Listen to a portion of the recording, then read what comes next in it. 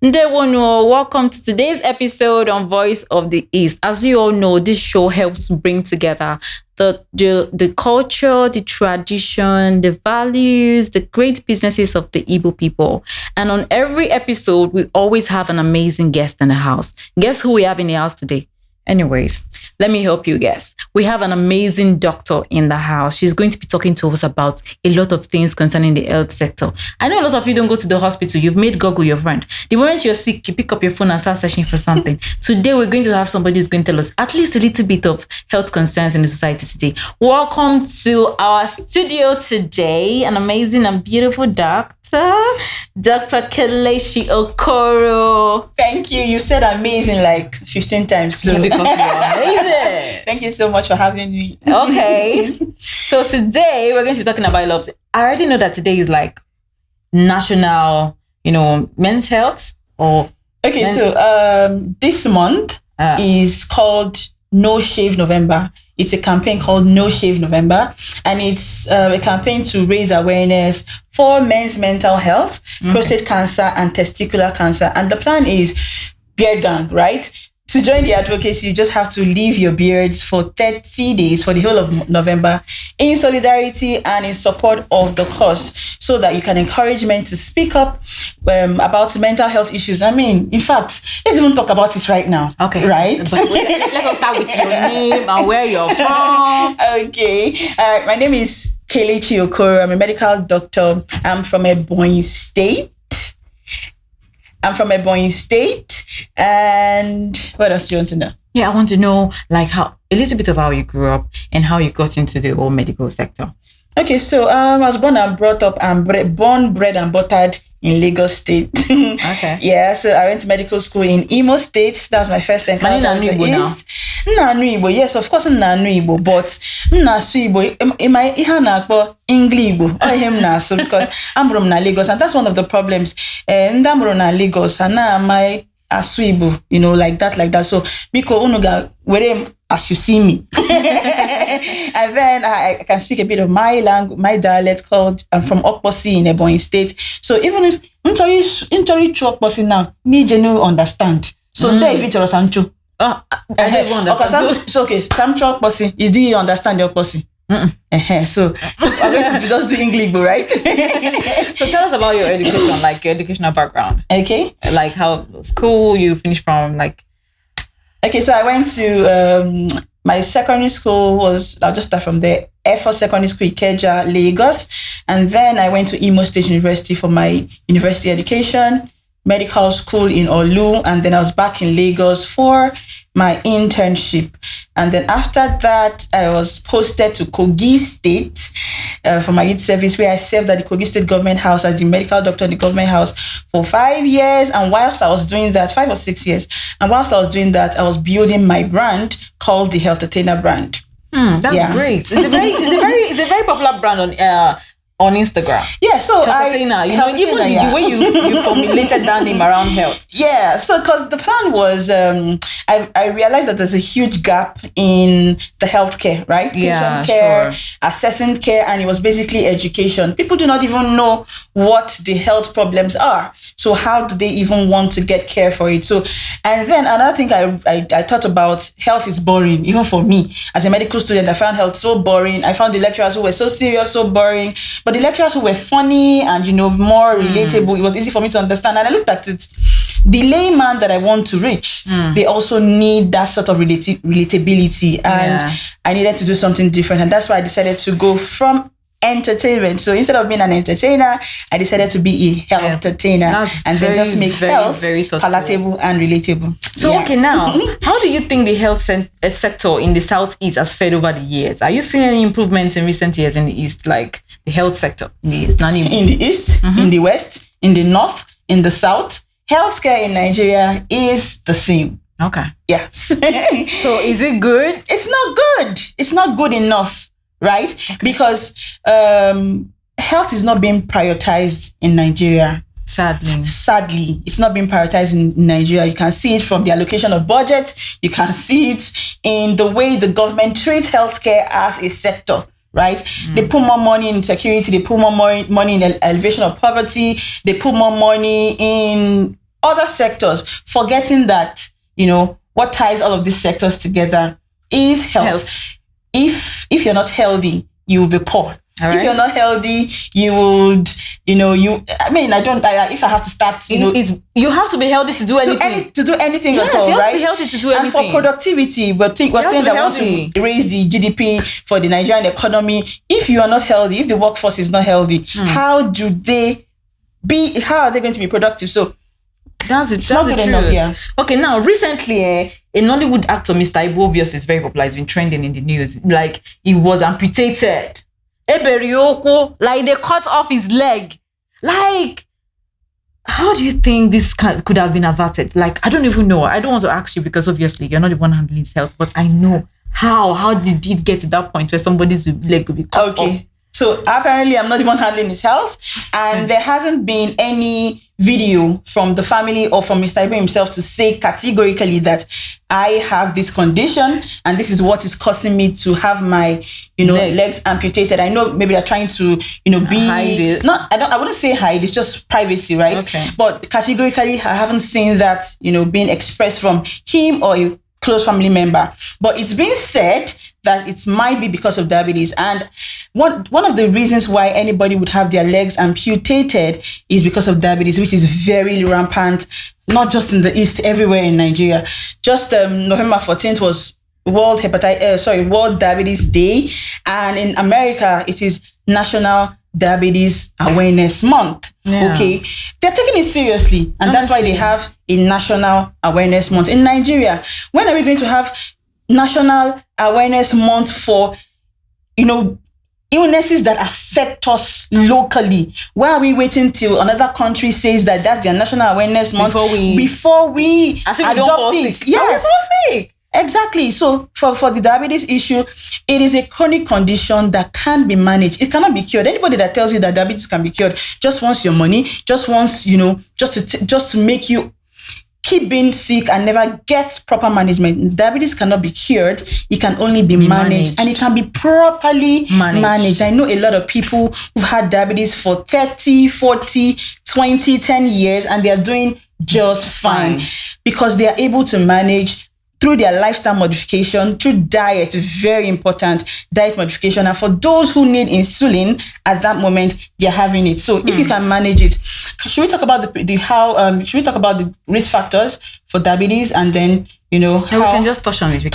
Okay, yeah. So risk factors are lifestyle, like smoking, being overweight, not exercising, living a sedentary lifestyle, and please, sitting in one place. Yeah, sitting in one place. That's one problem. A lot of people are sitting down in one place these days. You say, with our ancestors did not have diabetes. Why are we having it? It's because our ancestors and they do jokpa. My language, everything was on foot. There was they were really active. All those moving around without cars and everything was just a form of exercise. And they were not eating sugar, fast food, fried food, sugar, canned food. You think you are being bougie? In my name,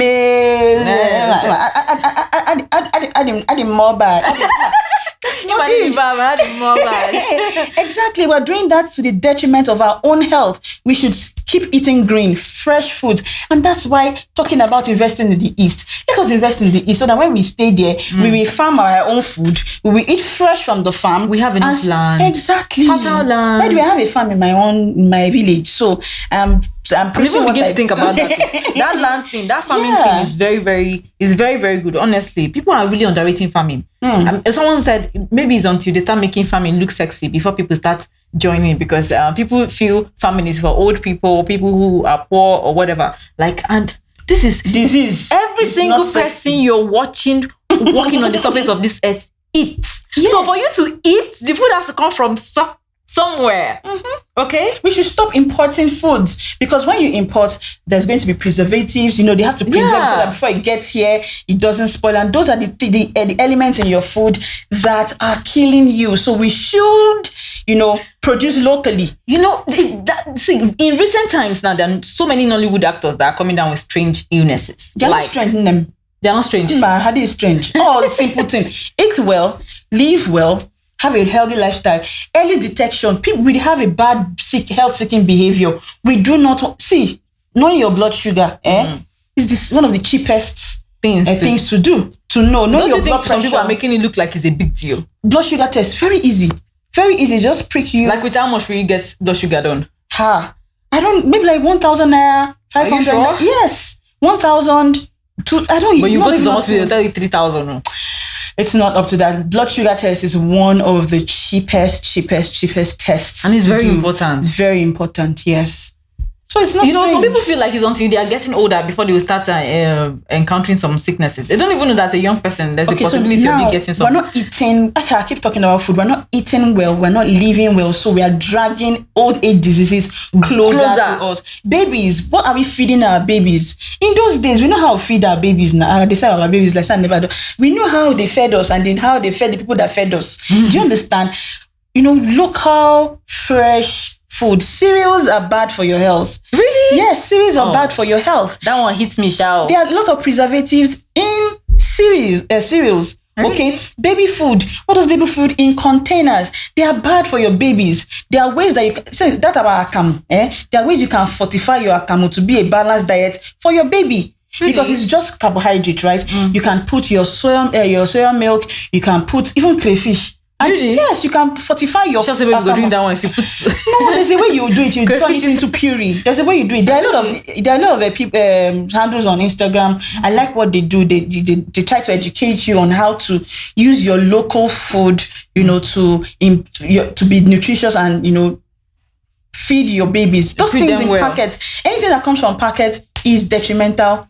Because I saw something recently that any food that can stay in packet for a long time without going bad. Food when they spoil. Are you the I am that I am? What is the problem? You put something that has a life span of say 10 days. You keep banana. Banana will stay with you like this 14 days. When it's not 40 days, when not what are they calling it? Fasting and prayer. Do you understand? Yes. Yeah. So those are the things we need to find ways to eat locally and be healthy. So so how have you tried to contribute to the development of the Southeast concerning the health, healthy living and the rest? Do you have any kind of campaign or any kind of seminars that you hold or ever held in the East to help to give people that awareness? A lot of people are not aware. Some people, some if you're coming back from village, you come back from the city, not by them Milo. And come this thing that come down because now we're talking about the health issues. Yeah. Because if you're coming back and you don't buy them Milo tea, go to your tea, man do tea na kwamozu and do more na this thing all those things. I don't even know it is really well. Okay, so what I have done is use my social media first of all. I mean, there are a lot of people on social media. I use my social media to create health awareness. Twitter spaces, live sessions, videos, relatable videos, and encourage people to send it home also. Okay, because everybody's an influencer. If you ask me, if I send something to my Instagram, you pick it up and send it to your mother at home. And beyond that, I have an NGO called Heal for Africa Initiative. And we first started with menstrual hygiene education. We went from there to, female women's health. We've done, even Heal the Slums. We have 3 programs, Pay Attention to Her, which is for women's health. And Heal the Slums, where we go to communities and we find out what are their immediate problems, and then we find partners to solve it. And then, so I've done that. We are in Enugu. We had our team in Enugu. We have in Imo State. We have in Kogi. We started with Kogi because that's where I served. In fact, that time I started in Kogi. When I post on Facebook, my brothers and sisters, they say, why are you not doing it in Igbo? Why are you not doing it in Igbo? And I'm like, I have to start. Anyway, this is an opportunity. I started doing it in Igbo. In fact, I started a long time ago. Imo, Enugu. My NGO started in 2018. It's called Heal for Africa Initiative. Wow. Yeah. So I've tried, to take all of this back home. And recently, I started a community on Twitter called Ebonyi Twitter Community, because it seems like when I tell people I'm from Ebonyi State, they're like, ha. So people like this are from Ebonyi State. I'm like, what is that all about? What's the meaning of that? And even on your Instagram page, Voice of the East, we get that a lot. Really? Yes, we get that a lot. When there's any post about Ebonyi State, people come and stereotype us. Imagine we're talking about, tribalism. Then inside the Evian, another Evian inside. Like inside the Igbo, even inside my Ebonyi, there's some people that are seeing some parts as less, and these are the things that we need to address. So totally. So I started that Ebonyi Twitter community and started interacting. We do that every Sunday. Bitcoin Chief has been one of our guests on the show. Really? Yes. And for every week, we have new participants is getting bigger and bigger. And we then realize that, Ebonyi is a big place. We have people. Techno is from Ebonyi. Sinach is from Ebonyi. Patoranking is from Ebonyi. Patoranking from Ebonyi? Of course. A lot. Chacha Eke is from Ebonyi.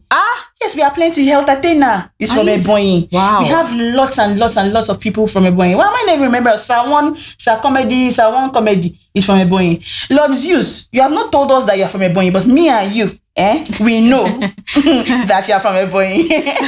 So this is really great. Yeah. It's a very great eye opener. Me myself, I didn't even know that a lot of these people from Ebonyi.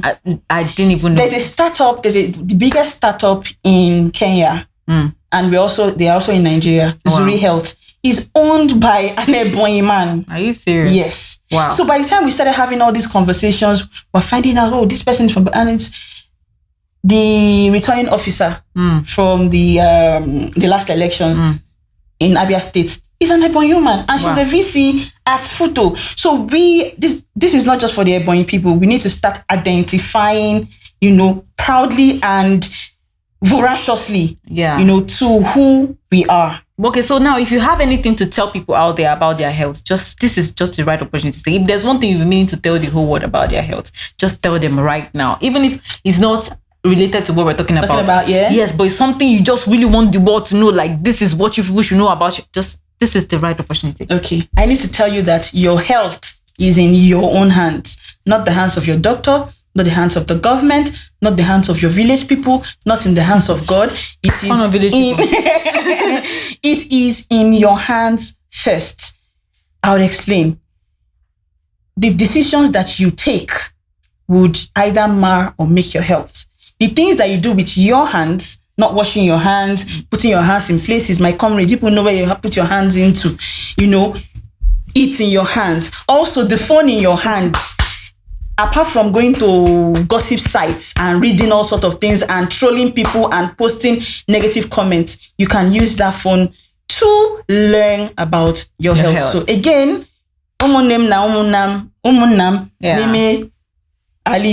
your health is in your hands. Now that brings us to the end of this episode. I really, really enjoyed it. If there's one thing I don't play about, it's my health. I want to be well 100% because that is the only way you can move around and get anything done. If you're not okay, you're just going to be lying down there, gathering all the pity in the world, wasting all your money and, losing out on important and beautiful things that are happening around it. So please, let's always try to prioritize our health all the time. Now, you know that I really want to keep having this conversation, but definitely that's gone to an end. So we are already at the end of this show. I definitely would need to have you next time. Oh, really? Yes, so you can tell us. Everybody because wants before you get consultation with any doctor now, you know how much we pay to get consultation. So that's why we should embrace telemedicine. That's why we should embrace telemedicine. Consultation fee now said don't the cost pass the thing we want treat to. So this is like a free consultation she gave you. Yeah. So please let us always try to prioritize our health, and most importantly, let us keep streaming Voice of the East on all social media platforms, Twitter, Instagram, YouTube, TikTok. In fact, we're everywhere, literally everywhere. We are everywhere trying to make sure that everybody is doing good, trying to uplift the culture, tradition, business, health, everything that concerns the Igbo people. We are very much interested in supporting. Keep sending us messages, any alerts, just send it to us. We're definitely going to be out there ready to help and be in support of you guys. So until next time on this show, have a very great day. Mwah. Mwah.